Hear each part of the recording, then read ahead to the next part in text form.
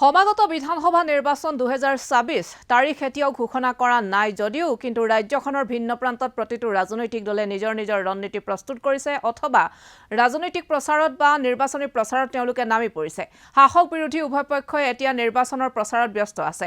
আমি ৰাজ্যখনৰ অৰঙে দৰঙে বৰ্তমান ভাজপা চৰকাৰখনৰ উন্নয়নমূলক কাম-কাজৰ সন্দৰ্ভত আমি জনসাধাৰণৰ মন্তব্য লবলৈ চেষ্টা কৰিছিলো। যেহেতুকে ৰাজ্যৰ প্ৰতিটো প্ৰান্তত আমাৰ সতীৰ্থ সাংবাদিক উপস্থিত আছে আৰু এবাৰ বৰপেটাত আছিল আমাৰ সতীৰ্থ সাংবাদিক আৰু তেওঁ ৰাইজৰ মন্তব্য লবলৈ চেষ্টা কৰিছিল। বৰ্তমান বৰপেটাত বিজেপি চৰকাৰৰ দিনত কেনে ধৰণৰ উন্নয়ন হৈছে বা কেনে ধৰণৰ সুবিধা ৰাইজে লাভ কৰিছে এই সন্দৰ্ভত আমাৰ সতীৰ্থ সাংবাদিক ৰানুমা ডেকাই মন্তব্য গ্ৰহণ কৰোতে ৰাইজে মন্তব্য কৰিলে। ৰাইজে ক'লে যে এই বৰপেটাৰ যি উন্নতি হৈছে বা সৰ্বাংগীন বিকাশ হৈছে এই বিকাশ সাধনৰ অন্তৰালত ভাৰতীয় জনতা পাৰ্টিৰ অৱদান আছে বুলি মন্তব্য প্ৰকাশ কৰিছে ৰাইজে। অসম চৰকাৰৰ বিকাশ যাত্ৰা কাৰ্যসূচীৰ অধীনত মুখ্যমন্ত্ৰী ডক্টৰ হিমন্ত বিশ্ব শৰ্মাৰ নেতৃত্বত 2024 চনৰ ফেব্ৰুৱাৰী মাহত বৰপেটা জিলাত প্ৰায় 624 কোটি টকাৰ যি প্ৰকল্প উদ্বোধন কৰা হৈছিল সেই প্ৰকল্পৰ বাবে সন্তুষ্ট হৈছে বৰপেটাৰ ৰাইজ। বৰপেটাৰ বাটপথৰ উন্নয়ন, পানী যোগান আঁচনি, জনসাধাৰণৰ উন্নত স্বাস্থ্যত গুৰুত্ব এইসমূহত গুৰুত্ব আৰোপ কৰিছে ভাৰতীয় জনতা পাৰ্টি নেতৃত্বাধীন চৰকাৰে আৰু বৰপেটা জিলাখনক এইসমূহৰ জৰিয়তে উদ্যোগীকৰণৰ ৰূপ দিছে বা উদ্যোগীকৰণ কৰিছে বুলি মন্তব্য কৰিছে ৰাইজে। এইসমূহে জিলাখনৰ সামগ্ৰিক উন্নয়নতো সহায় কৰিছে বুলি মত পোষণ ৰাইজৰ। 95টা পাইপযুক্ত পানী যোগান আঁচনিত প্ৰায় 132 কোটি টকা খৰচ কৰি জনতাক সহায় কৰিছে চৰকাৰে, যাৰ জৰিয়তে গাঁও আৰু নগৰৰ হাজাৰ হাজাৰ পৰিয়ালে লাভ কৰিছে বিশুদ্ধ খোৱা পানী। পূৰ্বতে অপৰিষ্কাৰ বা দূষিত পানীৰ বাবে বহুজন স্বাস্থ্যজনিত সমস্যাত ভুগিছিল আৰু যি বৰ্তমান হ্ৰাস পাইছে বুলি মন্তব্য ৰাইজৰ। আনহাতে প্ৰায় 42 কোটি টকা খৰচ কৰি নিৰ্মাণ কৰা 2টা লেনৰ অটল উৰণ সেতুৱে যাতায়াতৰ ক্ষেত্ৰত বৰপেটাৰ ৰাইজক যথেষ্ট সুবিধা প্ৰদান কৰিছে বুলিও মত পোষণ ৰাইজৰ। প্ৰকৃততে বিজেপি চৰকাৰে স্বাস্থ্য সেৱাৰ উন্নয়নৰ পৰা আৰম্ভ কৰি বৰপেটা জিলাখনৰ ঔদ্যোগিক, অৰ্থনৈতিক, ক্ৰীড়া সকলো দিশৰে সৰ্বাংগীন বিকাশৰ ক্ষেত্ৰত গুৰুত্ব আৰোপ কৰিছে বুলি ৰাইজে মন্তব্য কৰিছে। আমাৰ হাতত আহি পৰিছে ৰাইজৰ কেইবাটাও মন্তব্য, সেই মন্তব্যসমূহ শুনক।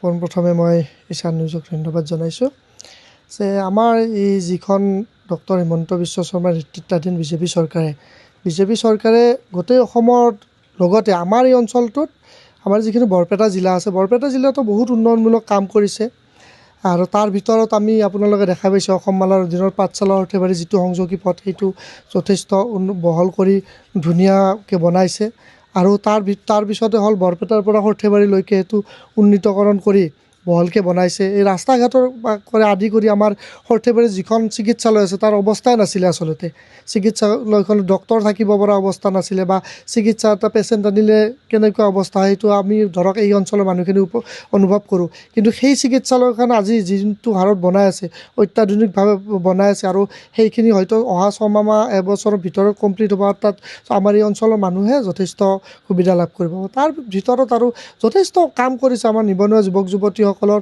এই আমাৰ CM ট্ৰিপুলৰ যোগেদি আমাৰ এই অঞ্চলৰ প্ৰায় 700 ল'ৰাক বৰপেটা বিধানসভা সমষ্টিতে প্ৰায় 700 ল'ৰাক আমাৰ CM ট্ৰিপুলৰ অন্তৰ্ভুক্ত কৰিছে, 2 লাখকৈ টকা দিয়াৰ ব্যৱস্থা কৰিছে, যাৰ বিনিময়ত আমাৰ নিবনুৱা যুৱক যুৱতীৰ সংখ্যা প্ৰায় কমিছে আৰু আমাৰ যুৱক যুৱতীসকলে এই উদ্যোগিক বা তেওঁলোকে আত্মনিৰ্ভৰ হ'বৰ বাবে বিভিন্ন ধৰণৰ কাম কৰি আছে, বিভিন্ন ধৰণৰ উদ্যোগ প্ৰতিষ্ঠান গঢ়ি তুলিছে, দোকান পাহাৰ বিভিন্ন গঢ়ি তুলিছে আৰু আমাৰ এই অঞ্চলততো হয়তো জানে আমাৰ কাঁহ শিল্প নগৰী উন্নীত কৰাৰ কাৰণে আমাৰ এইখন চৰকাৰে বৰ্তমানলৈকে 5 কোটিমান টকা দিলে গতিকে আমাৰ এই অঞ্চলত বহুত যথেষ্ট উন্নত হৈছে। তাৰ ভিতৰত আমাৰ সত্ৰসমূহ যি আমাৰ বৰপেটা হৰিদেৱৰ সত্ৰ, আমাৰ বহৰীত হৰিদেৱৰ সত্ৰ, বৰপেটা সত্ৰত পাটবৌখী সত্ৰ, সেই গোটেই সত্ৰবিলাকত যিবিলাক অবৈধ বেদখলকাৰীয়ে আমাৰ এই অঞ্চলবিলাক বেদখল কৰি আছে, প্ৰায় 7,000 বিঘা মাটি আমাৰ এই বেদখলকাৰীৰ কবলত আছিল। তাৰ ভিতৰত কিছু উদ্ধাৰ কৰাৰ ব্যৱস্থা কৰিছে আৰু বাকীখিনিও প্ৰক্ৰিয়া চলি আছে। গতিকে এইখন চৰকাৰে যথেষ্ট উন্নয়নমূলক পদক্ষেপত কাম কৰিছে আৰু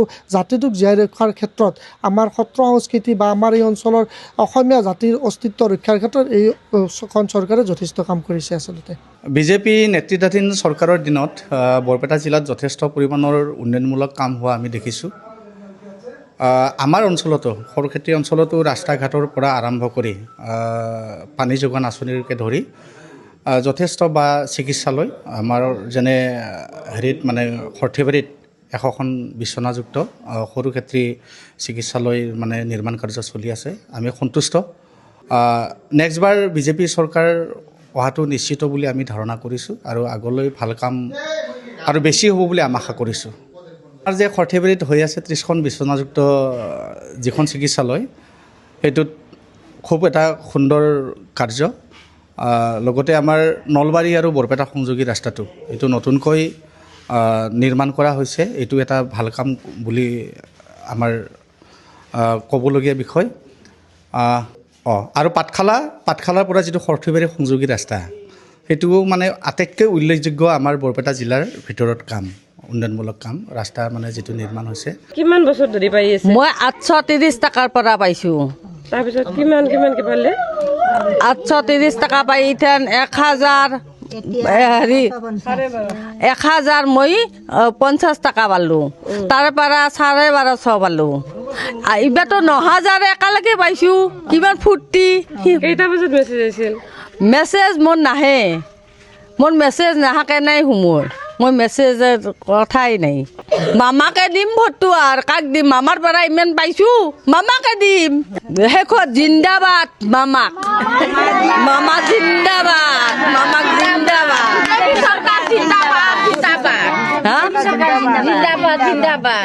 মামাক জিন্দাবাদে দিছোঁ। আৰু মামা এইবাৰ যায়ে আছে, মামাই যায়ে আছে। মামাই দিব চাউল, দালি, চাহপাত চব বিনামূল্যই দিব, মিঠাতেলো দিব, চাহপাতো দিব। আমাৰ এখেতে তাৰমানে হাজিৰা কৰে, মই উজ্বলা গেছটো পাইছোঁ, পাই বৰ আনন্দিত। আমি দুখীয়া মানুহ যেতিয়া, সেইকাৰণে সেই উজ্বলা গেছৰ কাৰণে চলি আছোঁ। তাৰমানে এনেই আমি গেছ কিনিবৰ কাৰণে পইচা নাই আমাৰ।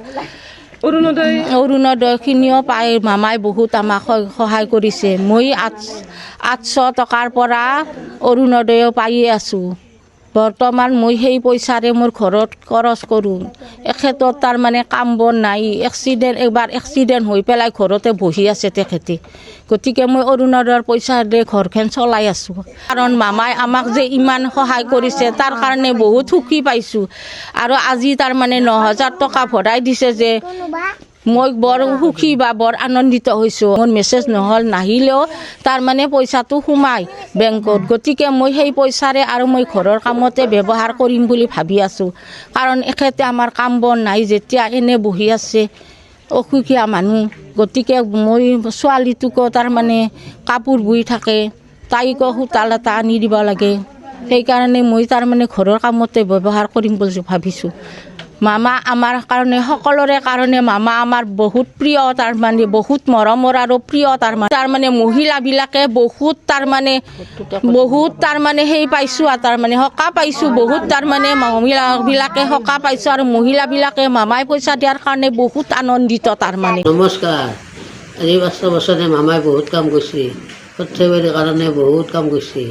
এই মামাই আগুৱাই যাওক আৰু আগন্তলৈকে আমি আশা কৰিছোঁ মামা যদি এই আগুৱাই যাব পাৰে, ভোটৰ জয় হয়। আৰু আমি বহুত হেৰি পাইছোঁ, সকাহ পাইছোঁ, অৰুণোদয় পাইছোঁ, পেঞ্চন পাইছোঁ, চাউল পাইছোঁ। আৰু সৰ্থেবাৰীৰ কাৰণে বহুত কৰিছে মামাই, দলং দিছে, মেডিকেল বনাইছে, ৰাস্তা বনাইছে, এইখিনি কাম কৰিছে। আমি এইখিনি ভাল পাইছোঁ, ধন্যবাদ জনাইছোঁ। আৰু আগন্তকলৈকেও এনেকৈ মামাই কাম কৰি থাকিব পাৰে।